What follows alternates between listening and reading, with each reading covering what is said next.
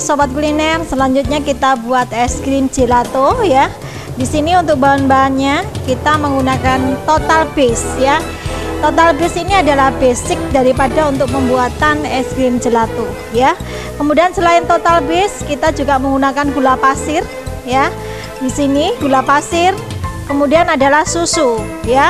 Di sini susu yang kita pakai adalah susu yang rendah protein ya. Di sini yang rendah lemak ya, kurang lebih lemaknya hanya 4%. Tapi kalaupun misalkan sobat kuliner tidak mendapatkan susu yang dengan protein kadar lemaknya sekitar 4%, sobat kuliner bisa menggunakan susu yang non fat ya, susu segar yang non fat ya.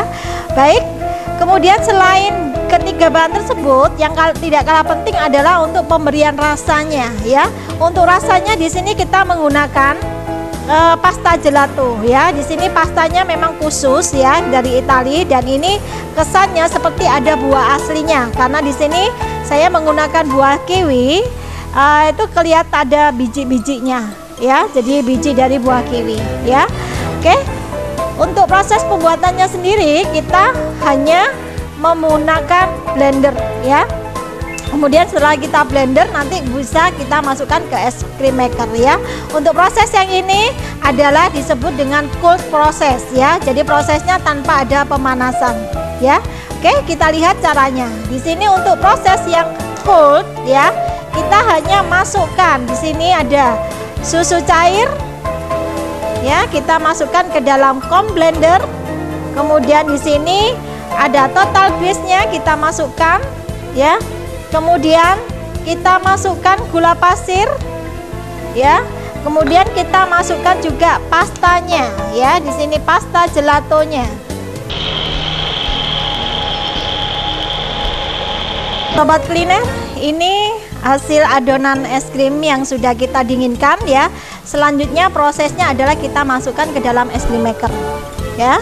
Oke, ini kita masukkan adonan yang sudah kita bekukan, kurang lebih suhunya sudah mencapai 4 derajat ya. Kita masukkan ke dalam alat ya, es krim maker. Kita tutup ya. Kemudian kita nyalakan on-nya supaya mesin ini hidup ya. Kita on. Kemudian untuk baling-balingnya sendiri kita nyalakan ya. Jadi dua tombol di sini kita nyalakan semua ya. Sobat kuliner bisa dilihat di sini ya. Untuk adonan kali ini kita proses hanya setengah liter ya, tapi mesin ini adalah kapasitas bisa mencapai 4 liter, 4,5 liter ya. Jadi di sini kelihatan sedikit sekali karena kita hanya menggunakan setengah liter.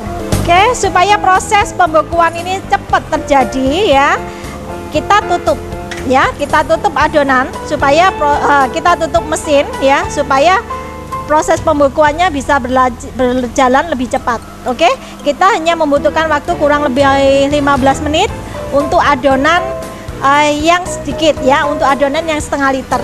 Oke, sobat kuliner, kita cek dulu ya apakah ini adonan es krim udah jadi ya. Oke, kita buka dulu mesinnya ya. Ini ternyata hasilnya sudah cukup ya, sudah cukup padat.